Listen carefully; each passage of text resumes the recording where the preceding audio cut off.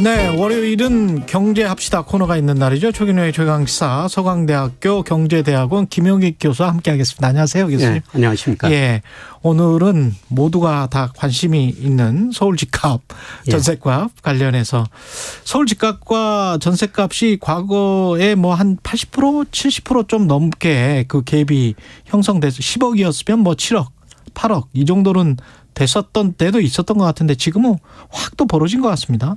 이게 통계 집계 기간에 따라 다른데요. KB 국민은행 기준으로 보면은 작년 12월 보니까 아파트 전세가 아파트 가격에 비해서 한 53%나 됩니다. 53%? 예.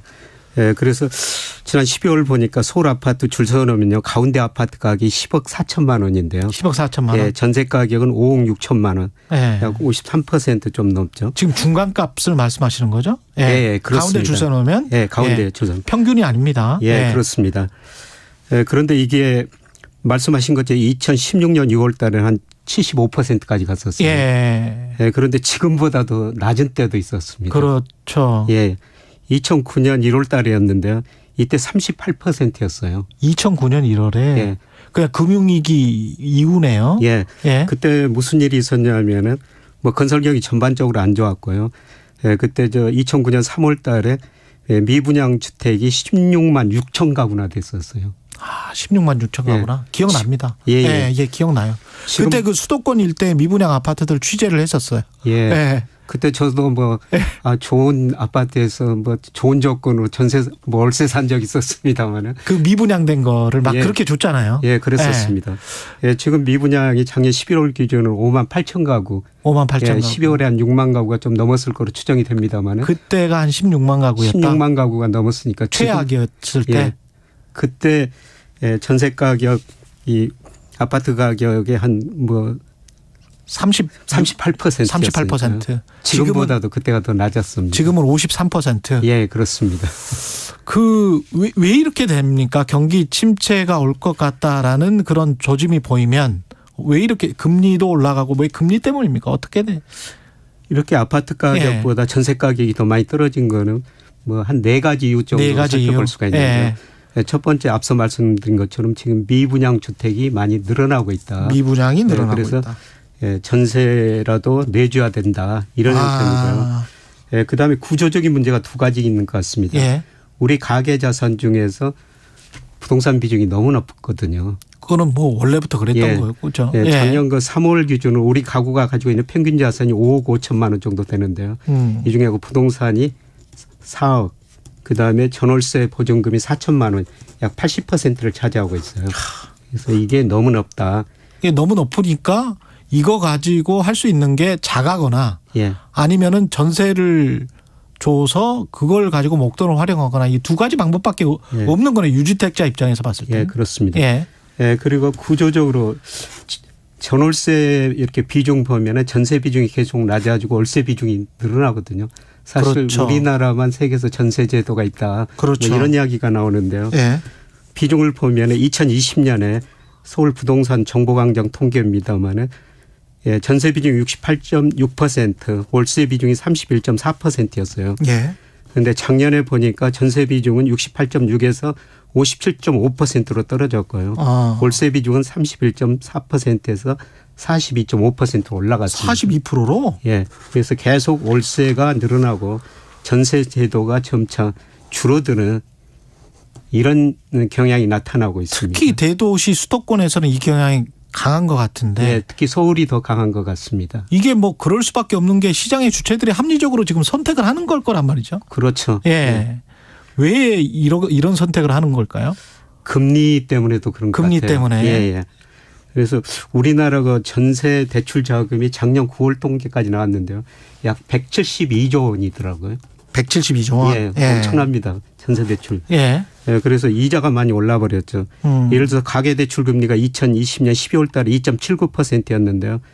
작년 11월 5.57%까지 올라버렸거든요.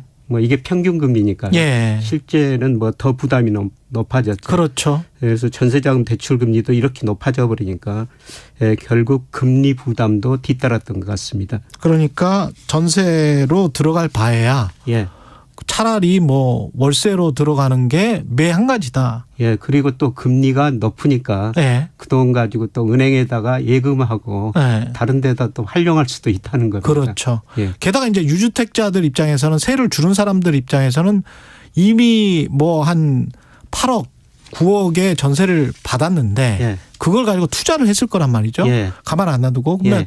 이게 저축 예금을 했었던 분들은 상관없지만 예. 뭔가 주식이랄지 다른 데 투자를 했던 분들은 까먹었을 경우가 많기 때문에 지금 자산 가격 하락 그렇죠. 때문에. 예, 뭐 코스피가 3,300 갔다가 그렇죠. 최근에 2,200 뭐 이 정도 떨어졌으니까 30% 이상 떨어졌으니까 만약 그 돈 가지고 주식 투자를 하셨다면은 그렇죠. 좀 상당 금액을 손해 본 거죠. 그런데 이제 돌려달라라고 해서 전세가가 오히려 낮아졌어. 그러면 돈까지 잃었는데 오히려 낮은 가격으로 이제 전세 자금을 내놔야 되니까 몇 억을 다시 돌려줘야 되는 그런 상황이 발생할 수도 있는 거 아니에요, 지금? 예. 현재 상황이?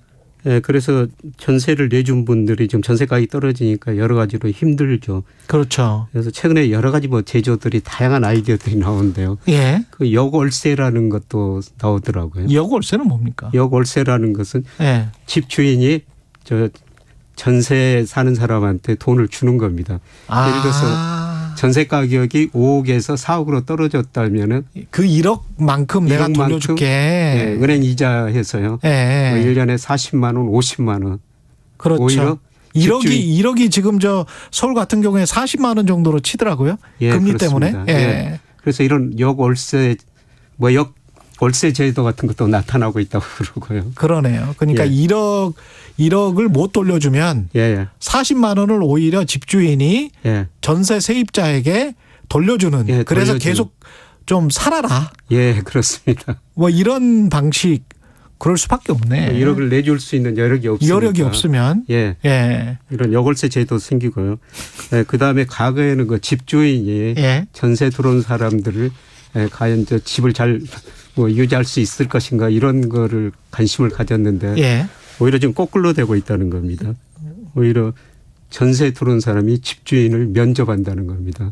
이분이 나중에 전세금을 돌려줄 수 있을 것인가. 그만큼의 재력이 되나. 예. 예. 그만큼 지금 전세 수요보다는 공급이 많다는 것입니다. 그러네요. 예, 그래서 최근 그 KB 국민은행 주간 통계를 보니까요. 예. 전세 공급이 많다 이런 사람들이 많지 수요자는 계속 이축되고 있거든요. 근데 그 수요자들도 어쩔 수 없이 그러면은 어쩔 수 없이 월세를 선택하는 겁니까? 예, 그렇죠. 예. 수요자들도 또 소득이 많지 않으니까. 그렇지. 예, 최근에 저 임금 상승률도 둔화되고 뭐 자산 가격도 떨어지고 전체적으로 우리 가계가 좀 가난해지고 있거든요.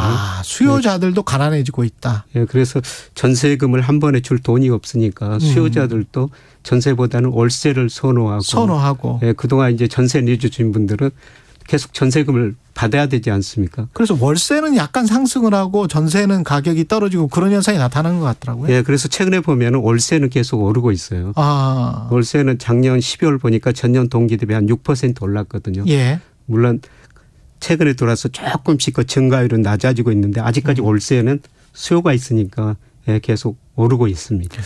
시장 상황이 이런데 정부의 대책은 주로 미분양 걱정, 그다음에 매매가 걱정 이런 식으로 그 매매가에 관한 신경을 많이 쓰는 것처럼 지금 느껴지거든요. 사실 전월세 세입자에 대한 거는 별로 좀 지원책이 없지 않나 뭐 이런 느낌도 드는데 어떻게 보세요? 예, 정부의 기본적인 생각은 뭐 주택 가격이나 전세 가격은 방향이 같다. 주택 가격이 안정되면 전세 가격도 안정될 것이다. 이런 생각을 해볼 수가 있고요. 예. 예, 그리고 정부 입장에서는 주택이 매매돼야지 뭐 취득세, 재산세, 양도세, 종부세 이런 것들이 나오지 않습니까? 세수가 들어오죠. 예. 예. 그런데 뭐 전세는 그렇게 변동이 없고요. 세수는 0이죠. 전세는. 예. 예. 그리고 앞서 말씀드렸습니다만 예. 지금 미분양이 계속 늘어나고 있거든요. 거의 6만 가구 추정이 되는데 예. 이거를 좀 해소시켜야지 주택 가격도 안정되고 건설사도 안정될 것이다. 네. 이런 측면에서 사실 그 전세는 별로 신경을 안 쓰고요. 아, 그렇군요. 집값 안정에만 신경을 쓰는 건데요.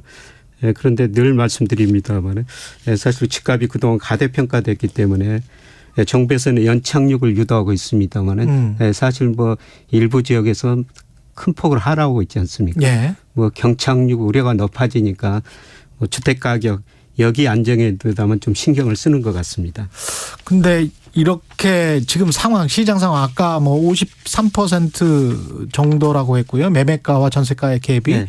2009년에는 최대 38%까지. 예. 그러면 이 상황은 계속 지속될 건지. 예. 그러니까 그 전세가와 매매가의 갭이 벌어지는 이 상황. 그리고 정부는 어떻게 해야 되는지. 금리는 어떤 영향을 미칠 건지 좀 종합적으로 한 2분 정도 남았네요. 예, 그래서 가장 예. 중요한 거는 이제 전세에서 월세로 가는 추세다. 예. 이런 것 생각하면은 예, 전세가의 집값보다 상당히 낮은 수준을 계속 유지할 것이다. 계속 이 예, 갭은. 물론 조금 오를 수가 있는데요. 예. 예, 그런데 금리 측면에서 보면은 좀 긍정적인 요인도 나타나고 있어요. 그렇군요. 예, 한국은행이 계속 그 금리를 인상했지 않습니까? 예. 예, 그러나 오히려 그 시장 금리는 떨어지고 있죠. 이게 이제 끝이다. 예, 시장 금리가 대표적으로 국고채 3년 시장 금리인데요. 예. 예, 그게 작년 뭐 10월 뭐 11월 4.5%까지 갔는데 지금 최근에 3.4%까지 떨어졌고요. 4.5에서 3.4로. 예. 그리고 은행채 금리도 5.1%에서 최근에 3.9%까지 떨어졌거든요. 5.1에서 3.9로. 예. 예, 그렇죠. 시장 금리가 떨어진다는 건 앞으로 경제 성장률이 많이 떨어질 그렇겠죠. 것이다. 물가 상승도 낮아질 것이다. 그렇죠. 이런 걸 반영한 거죠. 예. 그래서 시장에서는 지난 금리 3.5% 기준금리 인상이 거의 마무리됐을 것이다. 이런 식으로 이야기하고요.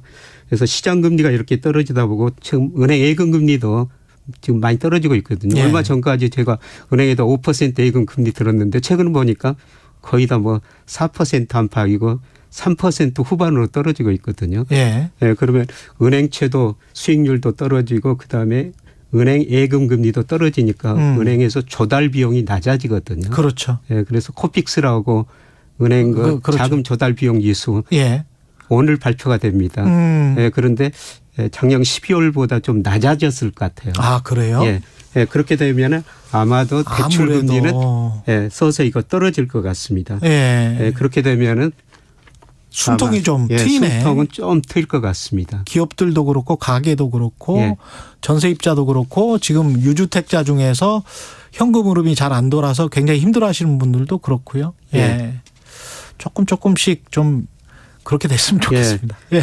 예, 금리는 정점을 이미 치고요. 시장금리는 하향 안정되고 앞으로 기준금리, 은행 대출금리, 예금금리 이게 좀 하향 쪽으로 가는 과정이라고 보고 있습니다. 이런 거는 주택시장이 좀 긍정적인 영향이라고 볼 수가 있겠습니다. 영향이네요. 예. 여기까지 듣겠습니다. 경제합시다. 서강대학교 경제대학원 김영희 교수였습니다. 고맙습니다. 고맙습니다. KBS 1라디오 최경영의 최강시사 듣고 계신 지금 시각 8시 43분입니다. 이 시각 교통 상황입니다. 강변북로 일산 방향으로